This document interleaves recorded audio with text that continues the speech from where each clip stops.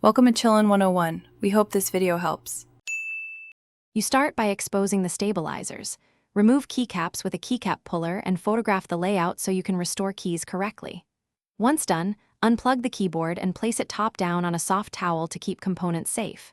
Make sure to remove screws or snap the plate off if your board requires it. This gives clear access to stabilizers under larger keys like the spacebar. Gather lube, switch opener, tweezers, and a small screwdriver to proceed efficiently. Now you'll open each stabilizer. Unclip housings or remove the few screws holding them and carefully lift out the stem and metal wire. Work one stabilizer at a time to avoid confusion. Clean all contact surfaces using 90% plus isopropyl and a cotton swab until residue is gone, and inspect housings, stems, and wires for cracks or bent wires. Then apply lube sparingly. Thin coat along housing rails and a touch. Finish by reassembling.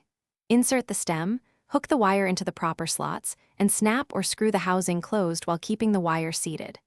Once reassembled, reseat keycaps and test each stabilized key for smooth travel and reduced rattle.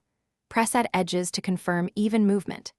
If noise or binding persists, make minor adjustments to wire loop tension or add a small 1/2 mm foam band under the housing for damping. If a part is cracked, replace the stabilizer to prevent failure.